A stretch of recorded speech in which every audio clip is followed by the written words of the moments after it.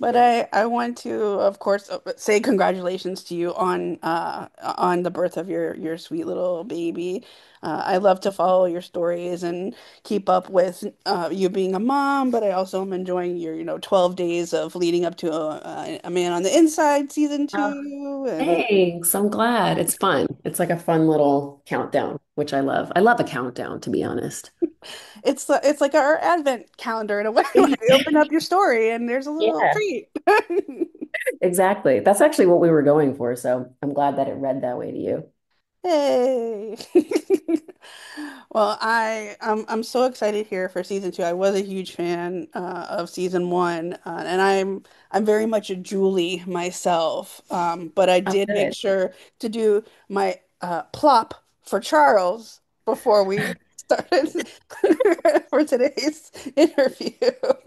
A true fan. I so appreciate it. I so appreciate it. I hope, when fans get to see season 2 that they will get that reference because for now it's an enigma, but it's a funny enigma. So good. Plop is such a funny acronym, and the word itself is so gross that I love. I love that it means something in the show. I do too, and it feels very a Man on the Inside, like it's very Charles-esque. Oh yeah. And Oh yeah. It's perfect. It's perfect. speaking of things that I love, I also love that with season 2, we sort of kind of drop right back into the beats between Charles and Julie and this new case that they're getting involved in. And obviously, first of all, they start off with a little less on their hands, but as known to be something juicy, as Charles says, uh, Hmm. finds its way to their plate. Yeah. Did you and Ted sort of pick up where you left off as well, reuniting? I really love the scene work that you do with him. It always just feels kind of like you're working a puzzle together, but it coming at different angles, but also like the most, you know, completely polar opposite sides of that. Yeah, I think we did. It felt very natural to just kind of get back into it, and I've just been always have always said that Ted is just so easy to get along with and to act with that the warmth and the chemistry is just kind of built in. And I think now that we've known each other for longer and we're actually friends, that just kind of comes through. And just the natural, the way Charles and Julie are written, they're kind of an odd couple. So the writing plus I think our friendship, like our natural friendship, just makes the scenes really fun to do and to watch, you know? Yeah, I know obviously, Charles has a daughter, but it sort of feels like Julie is sort of like an extension of family, but also like that one person that is like always like gnawing at his craw in a way at Yeah. the same time too. So it's kind of like an interesting like dynamic. It's sort of hard to, I guess, describe. Obviously, of course, colleagues in that sense too, but the dynamic that you share of Julie and Charles or Froggy, as we still love her. I love that nicknames like didn't go away either too. Like it sort of trails behind Julie at I the think same. it's gonna haunt her forever, much to her dismay. Well, I also find it interesting that, her nickname in season 1 was Froggy, but here in season 2 we find out that her personal nickname, family nickname is like Little Fox. Uh-huh, I know. Yeah, I know. I think that's pretty cool too. And that's why she hates nicknames, is because she has always hated that one. And I just think, yeah, the little pieces that you get to find out about her personally, I think are just fun. They're little Easter eggs, and we get to see who she is on the inside. And it's fun to see that, Julie and the way she presents and the way she wants to be seen isn't fully who she is on the inside. And yeah, it just makes her more human and more relatable, I think. Absolutely. Again, I feel very like much of myself is a Julie where I have like these walls that I've built or these, these certain boundaries that she sets with people. And Yeah. I relate to her on many of those levels. But I like that, like you're saying, like we're chipping away this season and we find out a little bit underlying about the way that she works and the why that she works. Hmm. When you started to read the scripts for season two, what really stood out to you about either Julie's arc or maybe some of the themes this season? Um, what stood out the most was just like, oh yeah, she is human. And obviously, like I knew that about her because that's, Mike in season one wanted the audience to not know anything about her personally because that's Julie's MO in life. But just, the stuff that she went through in her childhood, she's actually very relatable and she's very, I think, deep down soft and wounded. And I love that about her. I think that's like her superpower. And I think everybody should see it.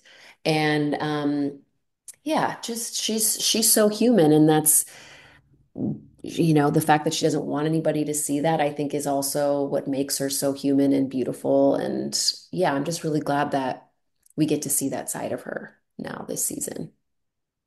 You talk about the writing with Mike Schur, but we also have Stephanie Beatrice and the way that Julie is to me has so many, I guess, Rosa Diaz type of hallmarks, I would Hmm. call them. So Hmm. it feels kind of like very interesting to have that kind of tie a little bit with like Stephanie. Stephanie was Rosa Diaz, Brooklyn Hmm. Nine-Nine, Mike Schur. Like I feel like Hmm. these are again kind of characters that are obviously quite different and they're different names, different realms and things like that, but they also feel close at the same time too. Yeah, yeah.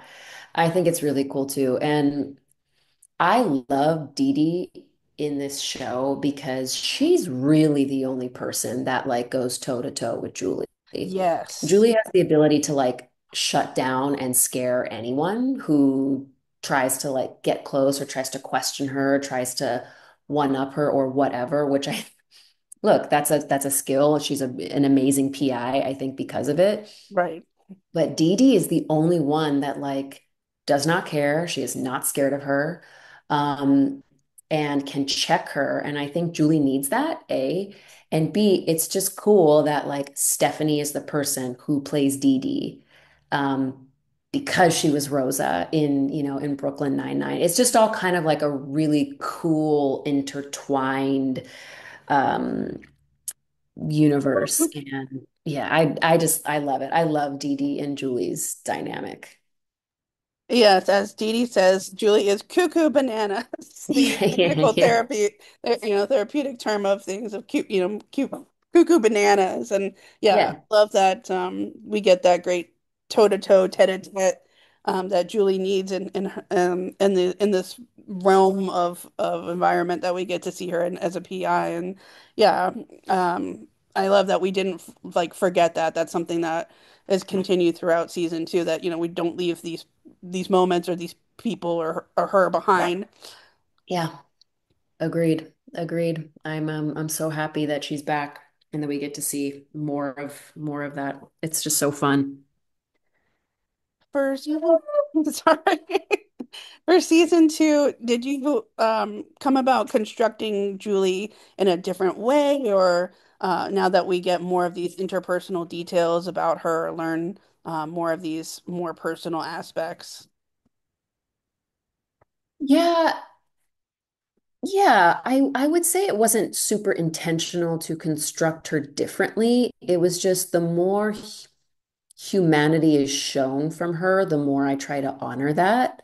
Um, and, the audience will learn what happened when she was young. And um, I think, look, I'm also like a neuroscience nerd. Like I love neuroscience, like talk to me about it all the time. And I love psychology and all of that. So me having like a personal affinity for that and knowing more about her, I get to dive deeper into, her why and why she is the way she is. And I just really want that to be honored.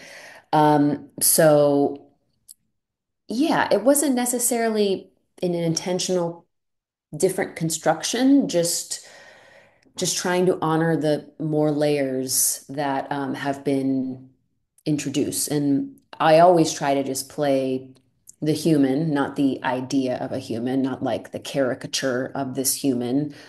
Um, so the layers made it a lot easier to do that this season, if that makes sense. Does that make Yeah. sense? Yeah, yeah. Julie, she's obviously so blunt and dry. She's very acerbic. She's Mhm. direct. She's straightforward, and those are, of course, hallmarks of a PI. But and when it comes to her, personally outside of her professionally, we do get to see these great little nuances that I love about the character, and that we get to kind of intertwine the two. Like sometimes life is never easy. It's always messy, and Julie Hmm. doesn't like Hmm. messy, and Oh, she hates it. Yeah, she hates that. so Messi is knocking at her door this season, it seems. And how fun is that? Like, come on, nobody has it all together, Julie. We want to see her like struggle a little bit. That's what I was so excited about. I'm like, yeah, let's see her struggle. Let's see her like not on her game. Let's see her like crush it professionally and then personally she's a disaster. Like that's more interesting to me and I'm so happy that we get to see that. Especially with female characters, we don't get to see quite often these types of characters, like your character Julie, where, she obviously, like again, she's very compartmentalized, she's very walls up and built and things, for a reason. But we also don't always get to see these areas, these layers, these nuances, to women where it's okay to be fallible as much as we want to be, like you said, the perfect Yeah. person, or she wants to at least be, quite, the ever efficient PI. Right. Personally, that doesn't always come with the roll of the dice. So, to get Right. to have that part, I really admire and really appreciate the work that you do as the character Julie. Your character is one of my favorites to watch because Thank not you. only do I relate to her, but I love to see, especially the season that we get to peel away at her. Thank you. I'm so glad. I'm so glad that you see it that way and I'm glad that she's one of your favorites. I love her too. Well, you are just riddled this season with so many talented guest stars. I I mean, I know. could rattle them off, Mhm. and it would be unbelievable a list of incredible guest stars, of caliber of guest stars that you get this season. But of course, your character Julie works not only closely this season with Ted's character Charles, but again with the personal dynamics of things we see, you get to work with Constance Marie, who plays Hmm. Julie's mother. And Hmm. I love that there's always just like a little bit of, walking on eggshells that goes on between these two characters. And Hmm. I wanted to ask a little bit further about getting to work closer this season, of course, with Constance, because apparently her mother has sort of always been in Julie's picture here, but a little bit more off screen for us as fans, that we come to Hmm. learn. And then that turns Julie's world a little bit on spin in season two. Hmm. Hmm. Yeah. Working with Constance was great. She is very easy to work with. She's naturally warm and inviting and has a really lovely presence. And what was kind of nice is that like we first met and obviously we're strangers. I didn't know her before this. And Julie and her do have a relationship, but it's not the standard mother-daughter relationship. So the fact that Constance and I were strangers actually helped the overall dynamic of what we were shooting. And as we got to know each other more, that just served the storyline naturally, that in terms of where it was going. So it kind of just all lined up really well and all served the greater purpose of the storyline. It was pretty, yeah, it just kind of all unfolded really well. And Constance is a incredible actor and really easy to work off of. So yeah, I was really lucky with that casting. I've been a longtime fan of Constance from her work with George Lopez, and I she know. did with Yeah. like Love. She did so she's done I mean her body of work is like again to rattle things Oh off yeah, and again caliber of guest stars that we get to see this season is amazing. But I I love know. when we get to see that this show offers a lot of different elements to it when it comes to the foundation. I mean, like one moment you're laughing, another moment you're suspicious, another moment you're kind of tugged at the heart. What does Hmm. this balance of what a man on the inside between like humor and reverence, what does that balance about the series kind of say about uh, the writing and production behind it, but also how it really kind of just offers a different kind of TV series lens that we get. Yeah, I think one thing Mike does really well is write really well-rounded characters and worlds. Like he really builds it out and you don't really get one-dimensional with him. You get all these characters with full, rich lives, which we are all going through a bunch of different things all at once. So to be able to watch characters also going through a bunch of different things all at once, I just think can make us feel less alone and can make us feel more seen, more at ease. Um, so yeah, I think it's really important. And I think that's just yeah, I think that's something that he in particular does really, really well.